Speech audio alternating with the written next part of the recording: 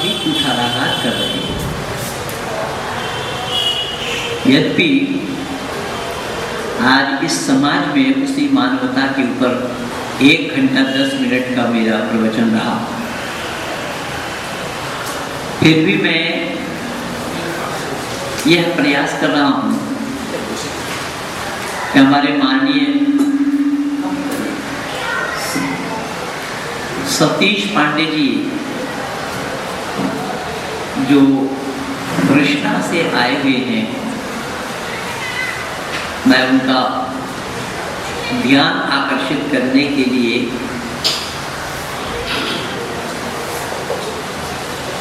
ये दर्शाना चाहता हूँ।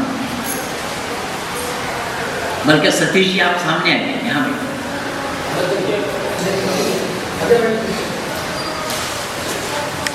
कि आप सब लोगों को ये पता है कि पिछले सप्ताह उत्तर प्रदेश के आगरा के अंदर लगभग 260 लोगों ने इस्लाम मत को छोड़कर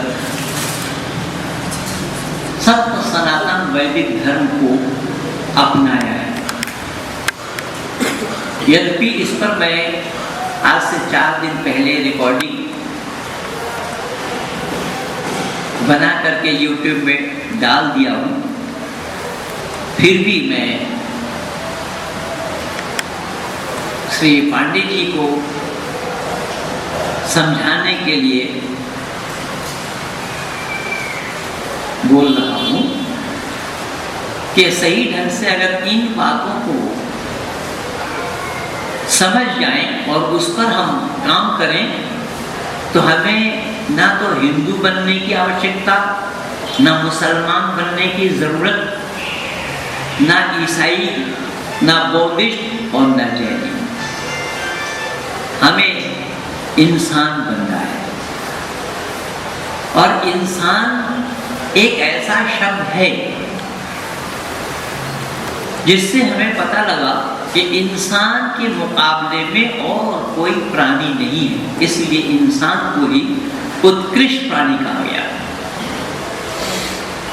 शब्द पर ध्यान देना। मैं फिर माननीय पांडे जी से ये कहूँगा, सतीश जी से, कि उत्कृष्ट प्राणी अगर कहा है किसी ने,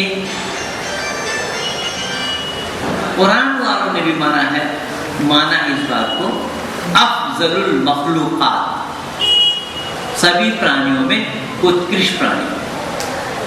तो जब मानव ही उत्कृष्ट प्राणी है तो फिर आप ये कैसे कह रहे थे उस समय कि मुसलमान अल्लाह का हुक्म मानता है, अल्लाह मुसलमान उत्कृष्ट है। अगर मुसलमान उत्कृष्ट होता तो अल्लाह यहाँ पर मुसलमानों को उत्कृष्ट कहते हैं। अफजलुल मखलूकात ये शब्द ही नहीं आता, खलक़ल इंसान ये शब्द ही नहीं आता।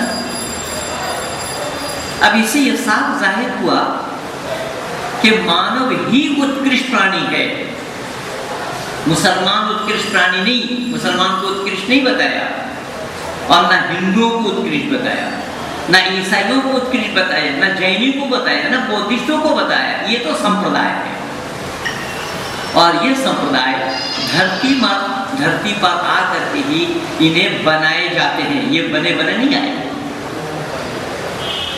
कोई भी माँ के उदर से मुसलमान जन्म नहीं लिया। अगर माँ के उदर से कोई मुसलमान जन्म लेते होते तो फिर जन्म लेने के बाद मुस्लिम परिवार में उस बच्चे के दाहिना कान में अजान न सुनाया जाता और बायां कान में तकबीर भी न सुनाई गई होती।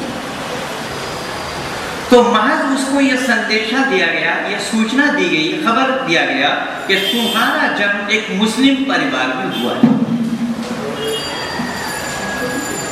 तो क्या ये मुसलमान अल्लाह ने बनाया? जबकि कुरान का सारा उपदेश मुसलमानों के लिए है, तो अल्लाह को मुसलमान बना करके भेजना था अगर सारा उपदेश मुसलमानों के लिए होता। किंतु अल्लाह ने किसी को मुसलमान बना करके नहीं भेजा। धरती पर आने के सबकी परिपाटी, सबकी प्रक्रिया एक है। इसलिए हमारा शास्त्र का कहना है समान प्रसवात्मिका सजाति, यानी प्रसव करने का तरीका जिनका एक है वो सब एक ही जाति के हैं। सभी मानव माँ के उदर से ही जन्म लेते हैं, माँ के मुख से कोई जन्म मानव नहीं लेता, चमगीदड़ लेता है। हिंदी भाषा में हम चमगीदड़ बोलते हैं, बांग्ला में उसको चामचीके बोला जाता है।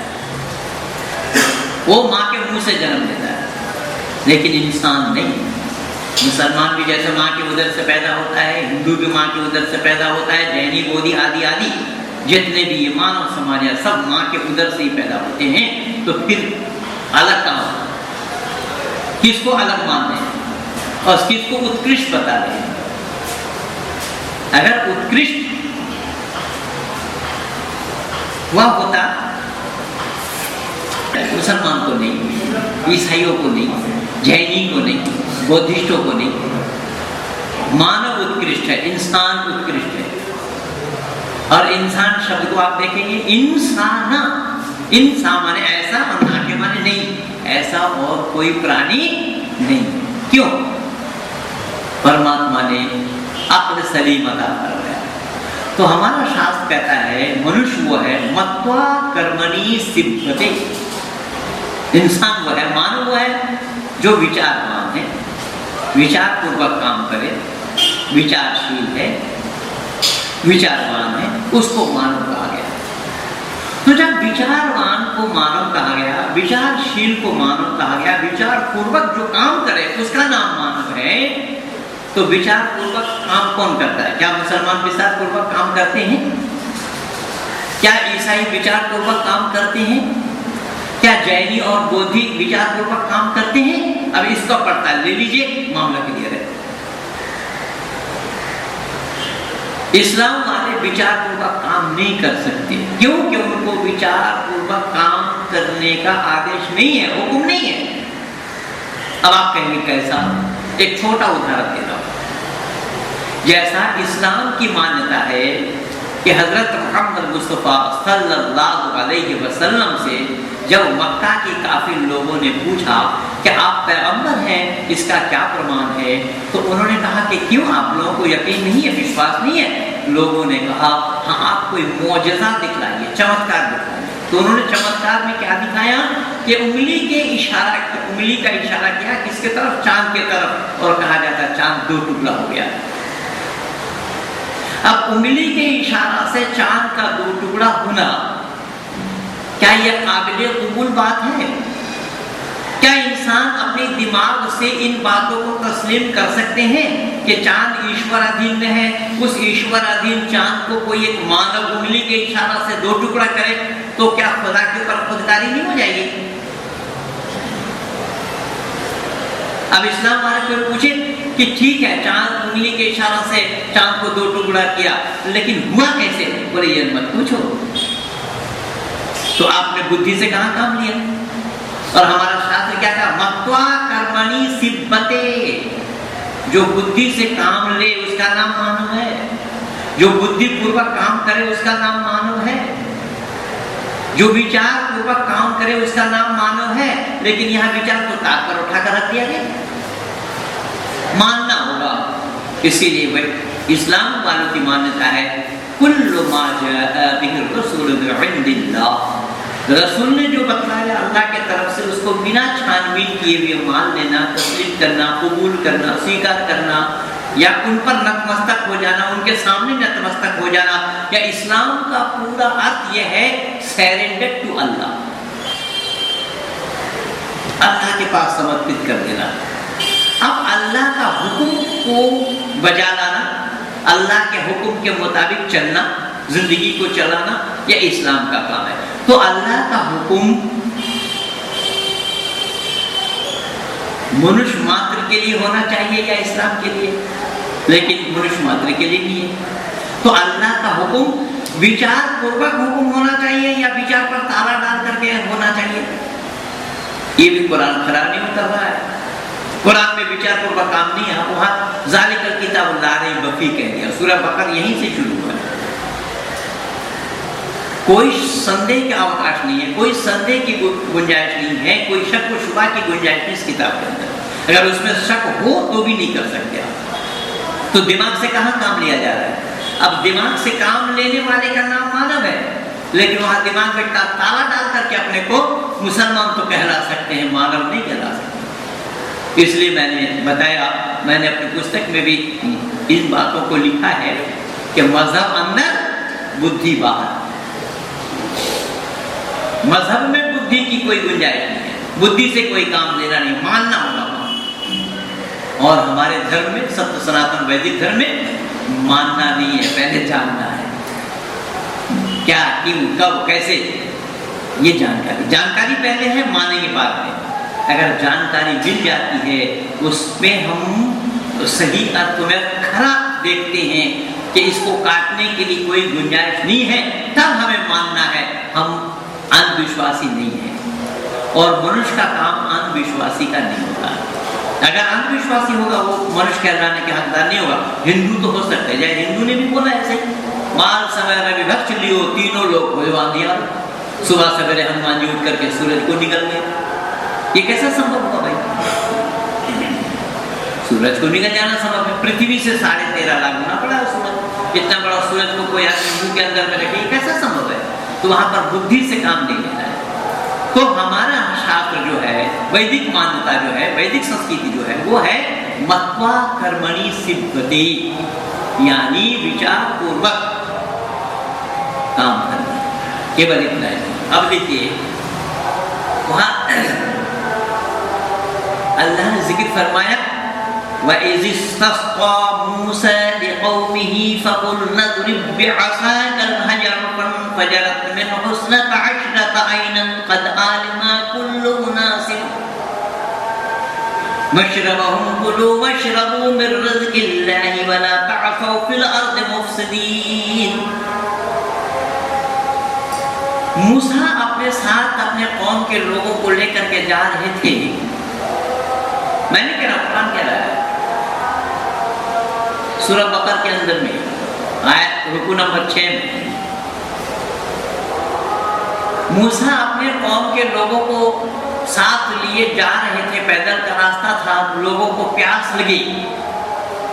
प्यास लगने से जब मूसा से पानी की मांग की, पानी वहां है नहीं, मूसा अल्लाह की तरफ मुखातिब हुए, तो अल्लाह ने कहा मूसा से, मूसा तुम आगे चले जाओ, देखो वहां एक पत्थर है, तुम्हारे हाथ में जो छड़ी है उस छड़ी को मारो पत्थर पर, और पत्थर से 12 चश्मा जारी हो। क्या ये साइंसदान लोग इसको मानने के लिए तैयार हैं? बुद्धिपरक लोग इसको मानने के लिए तैयार हैं? इसलिए मैंने तो डॉक्टर जाकिर नायक को मुन्ना भाई, जाकिर नायक डॉक्टर MBBS मुन्ना भाई बोला कि वो MBBS मुन्ना भाई है, मेडिकल साइंस का आदमी है। MBBS उसने पूरा किया या नहीं किया ये भी मुझे संदेह है। शायद उसका कोर्स पूरा भी नहीं हुआ होगा, बीच में छोड़ करके भागा। उसने देखा कि दुकानदारी चलना नहीं है तो और कोई इस्लाम वाले आज उसको गॉडफादर मान रहे। अब यहाँ एक आदमी के पत्थर पर डंडा मारने से पत्थर से चश्मा जारी होना, फुवारा निकलना, ये कैसे संभव होगा? इस्लाम की मान्यता है हाँ अल्लाह अगर चाहेंगे तो हो जाएगा। अल्लाह क्यों चाहेंगे? अल्लाह अगर चाहने से हो जाता है, जैसे इस्लाम की मान्यता है। कई बार मेरे से भी लोग फोन पर पूछते हैं, बताते हैं कि अल्लाह जो चाहता हो जाता है। मैंने कहा अल्लाह जो चाहेगा सो नहीं होगा। बोले कैसा? मैंने कहा अल्लाह ने तो चाहता शैतान सीधा करे आदम को, नहीं करा पाए। अल्लाह नहीं चाहता आदम को कि ये फल मत खाना, जन्नत में जो बीच में बगीचे के बीच में जो फल लगा उसको मत खाना, फिर भी नहीं रोक पाए। फिर अल्लाह ने क्या चाहा?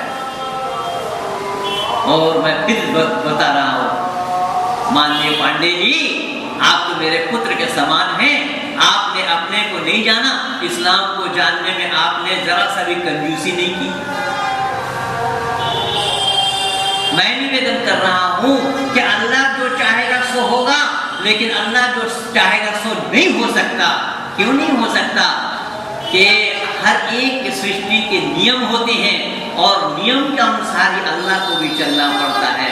अल्लाह सृष्टि के नियम को भंग नहीं कर सकता।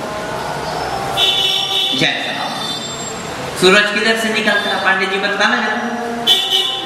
पूरब से। लेकिन सूरज पूरब से निकलता नहीं है। सूरज जिधर से निकलता है उधर को पूरब कहते हैं, क्योंकि सूरज के साथ निकलने का कोई सवाल ही नहीं है। जिस समय हम सूरज को निकलते हुए देख रहे हैं, भारतवासी अमेरिका वाला डूबता हुआ देख रहा है, तो निकला या डूबा? लेकिन कुरान का सूरज निकलता भी है, डूबता भी है, वो भी कीचड़ वाला तालाब में डूबता है, और कहीं जगह मिला नहीं अल्लाह को डुबोने का। वो जुल्करनैन ने जाकर के देखा कि वो सूरज कीचड़ वाला तालाब में डूब रहा है। अब ये किस दिमाग से इसको तस्लीम करेंगे, जबकि सूरज के साथ डूबने का कोई सवाल ही पैदा नहीं होता। ना वो निकला ना वो डूबा, हम ही घूम रहे हैं। पहली बात। दूसरी बात ये है कि सूरज को अगर आप कह रहे हैं कि मैं मान लेता हूं एक लम्हा के लिए कि पूरब से निकलता है, क्या पश्चिम से निकल सकता है? आपसे पूछ रहा हूं माननीय पांडे जी, मैं आपसे ही पूछ रहा हूं सतीश बाबू कि सूरज पश्चिम से निकल सकता है क्या? नहीं निकल सकता। और अल्लाह अगर चाहेंगे तो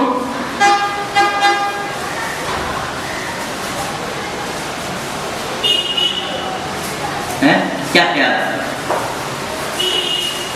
अल्लाह अगर चाहेंगे तो निकल जाएगा ना। लेकिन याद रखिएगा, इस्लाम वाला कहेगा ये अल्लाह अगर चाहेंगे तो निकल जाएगा, और मैं दावा के साथ कह रहा हूं अल्लाह पहली बात तो चाहेंगे ही नहीं। क्यों? कि वो अपनी निजाम को भंग नहीं कर सकते, व्यवस्था का उथल पुथल नहीं कर सकते, इसलिए नहीं चाहेगा। और अगर चाहेंगे भी तो भी नहीं निकल सकता। क्यों? कि सूरज अगर पूरब के बजाय पश्चिम से निकलने लगे तो फिर ये सब व्यवस्थाएं भंग हो जाएंगी, और व्यवस्था का चलाने वाला अगर अल्लाह है तो अल्लाह को पागल कहा जाए।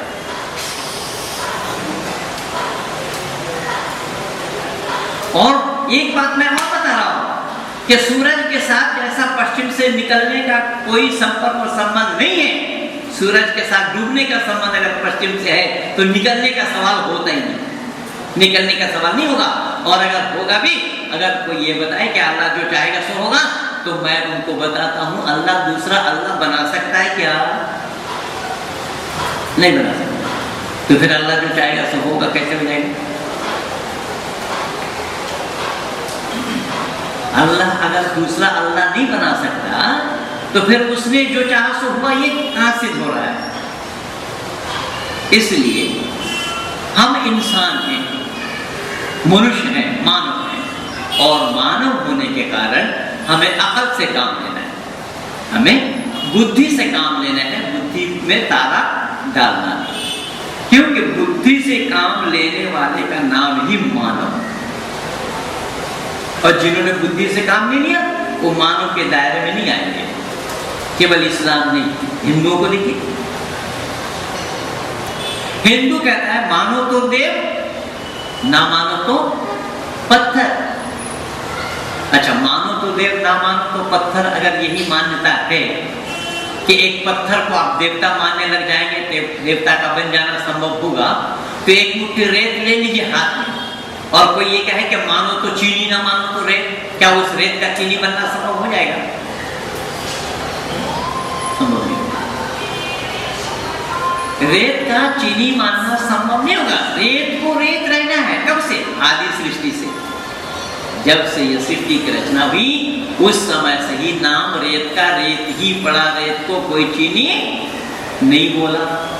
और आदि सृष्टि से प्रलय तक चीनी को चीनी ही रहना है, चीनी ही नाम होना है, चीनी को कोई मिश्री नहीं बोलेंगे, क्योंकि मिश्री मिश्री है, मिश्री अलग है, चीनी अलग है। चीनी को कोई गुड़ नहीं कहेंगे, क्योंकि गुड़ अलग है और चीनी अलग है। लेकिन मिठास के गुण सब में है, मिश्री में भी मिठास के गुण पाएंगे, चीनी में भी मिठास के गुण पाएंगे, और गुड़ में भी मिठास के गुण पाएंगे। लेकिन मिश्री का चीनी बनना संभव है? हरगिज़ नहीं, मिश्री का चीनी बनना संभव नहीं होगा। और आप कहेंगे कि साहब हम उस मिश्री को पीस करके चीनी नुमा बना करके ले आएंगे, लेकिन फिर मैं दावा के साथ सीना ठोक करके कहूंगा कि उसका स्वाद अलग होगा। ये है उसकी ईश्वर की व्यवस्था। ईश्वर को जाना कहां, किसने जाना? न इस्लाम जानता है ईश्वर को, न हिंदू जानता है ईश्वर। परमात्मा को जाना नहीं। अगर परमात्मा को ये जानते होते तो परमात्मा के नाम से ये सब बेतुकी बातें ना कहते। मैं निवेदन कर रहा हूं अगर उस मिश्री के ढेला को आप पीस करके चीनी नुमा बना करके लाएंगे, बुरादा बना करके लाएंगे या खांड बना करके लाएंगे, जो हमारे दिल्ली साइड में हरियाणा में उसको खांड बोला जाता है, बंगाल में तो उसकी रिवाज है नहीं, और बांग्ला पावा जावे कि ना सेटा हमारा जाना नहीं है, मिलती है तो वही हिंदी भाषी लोग खाते होंगे, तो क्योंकि वो बंगाल का रिवाज नहीं, हम बंगाली लोग जानते नहीं है कि वो तो हम उधर ही जाकर के सीखे हैं, जाने हमारे होता नहीं है। तो मैंने निवेदन किया कि वो अगर उसको मिश्री को आप पीस करके चीनी नुमा बना करके लाएंगे, पूरा बना करके लाएंगे, तो वो उसका स्वाद अलग होगा, उस स्वाद में आप परिवर्तन नहीं ला सकते, क्योंकि वो स्वाद वही आदि सृष्टि से बना हुआ है, उस स्वाद के कारण उसका नाम मिश्री है। अब देखिए कितना अंधविश्वास है, कहाँ जहां बोलिएगा वही अंधविश्वास। ये परमात्मा को नहीं जानते, अगर परमात्मा को जानते होते तो परमात्मा के नाम से ये पकड़ा क्यों करते। अब ये कह रहे हैं कि साहब मानो तो देव ना मानो तो पत्थर, मानो तो देव, तो पत्थर को क्यों देव मान ले भाई, पत्थर को तो पत्थर ही रहना है, कब तक पत्थर रहना है, आदि सृष्टि से लेकर प्रलय तक उन पत्थरों में परिवर्तन आना संभव नहीं है, पत्थर को पत्थर ही रहना है, और पत्थर वह है जो बेजान है, जिसमें चेतनता नहीं, वो पत्थर है, और जिसमें चेतनता है वो जीव, तो अंतर आ रहा है। अब जीव को पत्थर मानना या पत्थर को देवता मानना, तो देवता उसको कहा जाता है जिसके अंदर में देवत्व के गुण हो, जो देने वाला है, जो देते हैं, उनको देवता कहा जाता है। अब पत्थर में देने की गुण क्या है, हाँ पत्थर में देने का गुण ये है, जो ये सब आपने लगाया है, टाइल्स फाइल्स इधर उधर या बिछाने का उधर का, ये गुण है पत्थर में। अब उस पत्थर में जो गुण है, उससे आप उस काम को ना लेकर के आप उसको कहीं बिठा करके रख रहे हैं, उसकी आरती उतार रहे हैं, तो वो उस पत्थर को थोड़े मालूम हो रहा है कि आप तेरी आरती उतारी जा रही है, नहीं मालूम, क्योंकि वो बेजान है। अब हिंदुओं को यह अकल ही नहीं है। रही बात जैनी और बौद्धों की, तो जैन और बौद्ध तो परमात्मा को मानते ही नहीं है, जानने का सवाल ही नहीं। अब देखिएगा, हम और आप यहाँ जितने भी बैठे हैं, हम में से कोई वस्त्र त्याग दे, लोग क्या कहेंगे, क्यों मानने, क्या कहेंगे लोग, हिम्मत करके बोलिए, डरने की कोई बात नहीं है, सब आपस के लोग हैं, कोई आपको मारेगा नहीं। जो पूरा वस्त्र त्याग दे लोग उसको क्या कहेंगे, पागल कहेंगे ना, लेकिन जैनियों में वही गुरु है, वही महात्मा है। अब वस्त्र धारण करना धर्म है, अब वो निर्वस्त्र रहना धर्म मानते। अब बताइए कहाँ दिमाग का दीवाना निकल चुका है नहीं लोगों का। वस्त्र का धारण करना ही मानव का काम है, निर्वस्त्र रहना पागल का काम है, क्योंकि पागल के साथ धर्म नहीं है, पागल नहीं जानता धर्म क्या है, उस पर आचरण करना नहीं जानेगा पागल, लेकिन मानव जानेगा, मानव के साथ जुड़ा हुआ है। और जो मानव उस धर्म को नहीं जाना, धर्म पर आचरण नहीं किया, तो पागल सम है, पागलवत है। तो धर्म क्या अलग अलग हो जाएगा, आपके लिए अलग, हमारे लिए अलग, उनके लिए अलग, उनके लिए अलग, दुनिया वालों के लिए अलग, ये संभव है क्या, संभव नहीं है। आप माँ को माँ कहते हैं, क्या मुसलमान माँ को माँ नहीं कहते, क्या माँ को साली बोलते हैं? अगर माँ को कोई साली बोल दे तो पिटाई होगी कि नहीं होगी, घर वाले उसको तिरस्कृत करेंगे कि नहीं करेंगे, कि बदतमीज बेहुदा माँ के साथ बदतमीजी करता है, ये कहेंगे कि नहीं कहेंगे। फिर धर्म अलग कहाँ है, जो आप कर रहे हैं वही मैं कर रहा हूँ, जो आप बोल रहे हैं वही मैं बोल रहा हूँ। तो ये जो बखेड़ा किया है ना, ये सब दुकानदारी चमकाने के लिए किया है, सब लोगों ने अपनी अपनी दुकानदारी चलाई हुई है।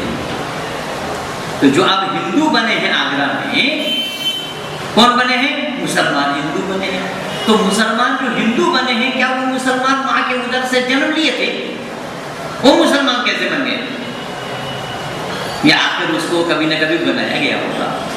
और वो भी सब बांग्ला भाषी हैं, पता नहीं वो बांग्लादेशी होंगे या नहीं, ये भी मुझे संदेह है, या अनुप्रवेशकारी हैं। हाँ बांग्लादेशी होते देखना, मैं सुनना टीवी तो बांग्ला बोलते हैं।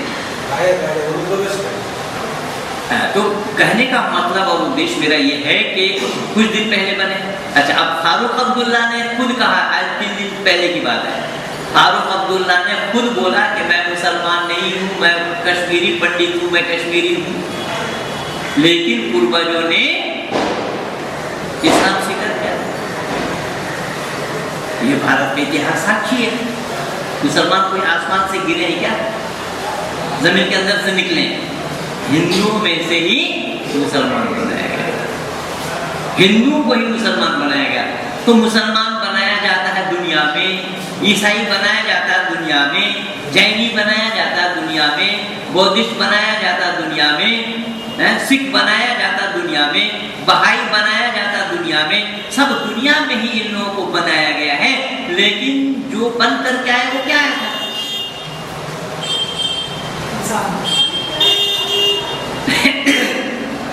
अब जो बनकर के आया था उस पे इन लोगों का भरोसा नहीं। कोई मुसलमान बनाने में तुले हुए हैं, कोई हिंदू बनाने में तुले हुए हैं, कोई जैनी बनाने में लगे हुए हैं, कोई ईसाई बनाने में लगे हुए हैं।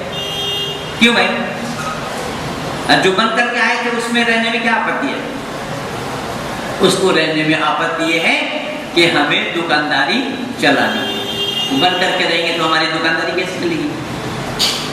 तो ये महज दुकानदार लोग अपनी दुकान को चमकाने के लिए, अपनी दुकानदारी बनाने के लिए, दुकानदारी करने के लिए ही ये सारा बकेड़ा मानव समाज के अंदर में डाला हुआ है। और ये सरासर परमात्मा पर दोष लग रहा है, खुदागा हो रहा है।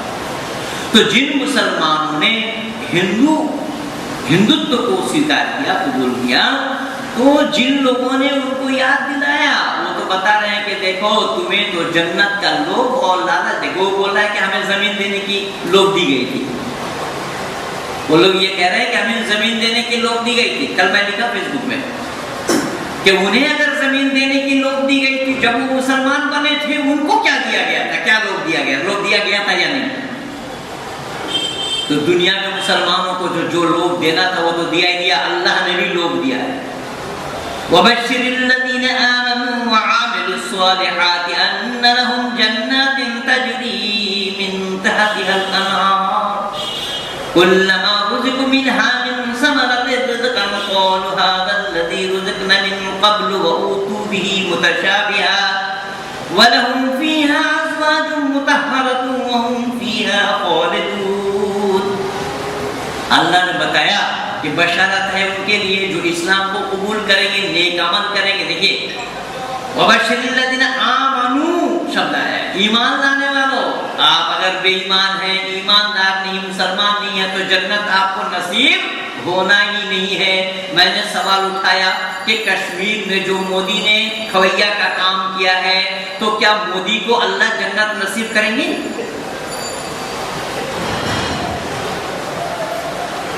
अल्लाह के पास जवाब नहीं है और न कोई मुसलमान के पास जवाब है। क्यों? काफिर जन्नत के हकदार ही नहीं है।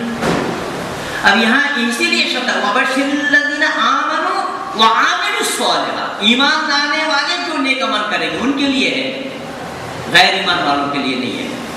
तो जो हम और आप परोपकार करते हैं, उपकार करते हैं, हम भूखे को भोजन कराते हैं, नंगे को कपड़ा पहनाते हैं, प्यासे को पानी पिलाते हैं, तो बतलाइए ये नेकी है या बदी? पांडे जी मैं आपसे पूछ रहा हूँ, आप मेरे पुत्र के समान हैं, ये पुण्य है या पाप है? पुण्य है, लेकिन अल्लाह के नजदीक ये पुण्य नहीं है। अब अल्लाह कितना बड़ा पक्षपाती है, देखो अल्लाह इसको पुण्य नहीं माना, नेकी नहीं माना।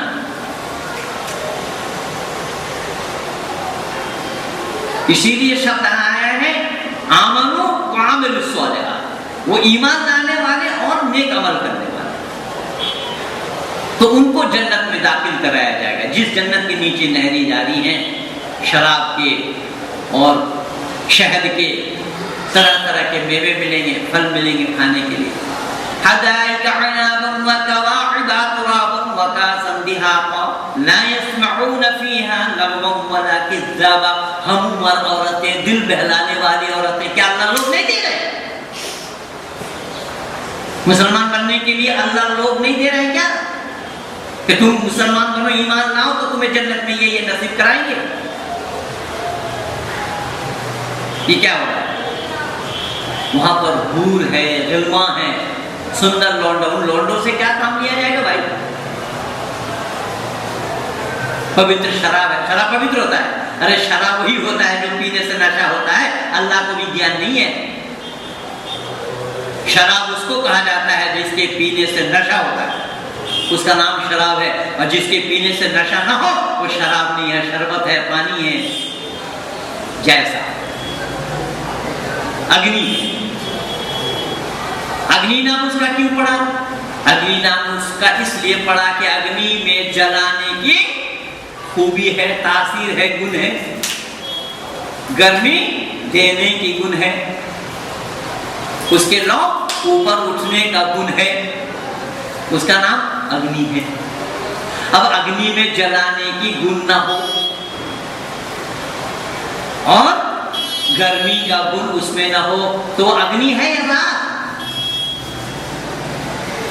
भाई अग्नि अगर हाथ को आपके जला ना सके तो राख है या अग्नि? आपसे पूछ रहा हूं पांडे जी, हैं? आप कैसे है कि आग में जलाने का गुण होना चाहिए? मैं बार बार बोल रहा हूं, या अल्लाह को भी ये ज्ञान नहीं है? अल्लाह जानता नहीं? कोई भी मुसलमान आकर के बताए मेरे सामने। मैंने तो दुनिया में चैलेंज दे रखा। अग्नि में वो जो गुण है उसको फिर समझिएगा, पढ़े लिखे बच्चे आप। अग्नि वो है जिसमें जलाने की गुण हो, जलाने की क्षमता हो, जिसमें गर्मी देने का गुण हो, जिसका लौ ऊपर के तरफ हो जाते हो, उसका नाम अग्नि है। और बहने का गुण पानी में है, शीतलता का गुण पानी में है, प्यास बुझाने का गुण पानी में है। ठीक, पानी अगर अपना गुण को छोड़ दे उसका नाम पानी रहेगा। अग्नि जलाने की क्षमता नहीं है तो वो अग्नि नहीं है, वो राख है, नाम बदल जाएगा। प्रकृति के नाम बदलते हैं, बीज, पेड़, पौधा काटेंगे, वृक्ष को, लकड़ी, तख्ता, तख्ती, टेबल, कुर्सी, मेज, तख्त, चूल्हा के पास ले जाएंगे, जलावन, जल करके बनेंगे राख, कुछ बनेंगे धुआं, कुछ बनेंगे कोयला।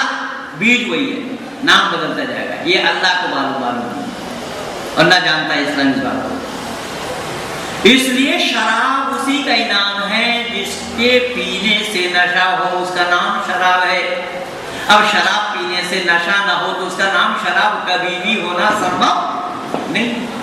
जैसा ये मेरे सामने रखा है, इसका नाम माइक्रोफोन है। और इसमें गुण क्या है, इसके तासीर क्या है कि मेरी आवाज को कैच करके औरों तक पहुंचा दे। अब ये काम करना बंद कर दे तो हम इसको माइक बोलेंगे या लोहे का टुकड़ा बोलेंगे?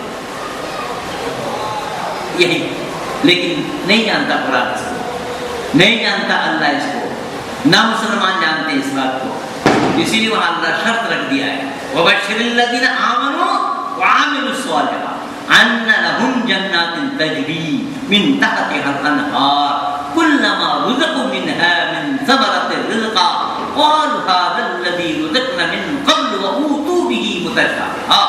खाने को एक जैसा फल मिलेगा, पहले भी खाएगा, उस जब लाया जाए वो कहेगा कि मैं इसको खाया हूं, तो अल्लाह फरमाएगा अरे इसे भी खा करके देखो, इसका टेस्ट अलग है, जायका अलग है। वहाँ हम उम्र औरतें, दिल बहलाने वाली औरतें, कल 6 सूरह यासीन का 6 आयत मैं दिया हूँ। सूरह यासीन आयत नंबर 36, आयत नंबर 55, 56, 57, 58, 59। कल वाला देख में आप पा जाएंगे जन्नत के लिए अल्लाह ने क्या क्या लोभ देकर हिंदुओं को मुसलमान बनाया।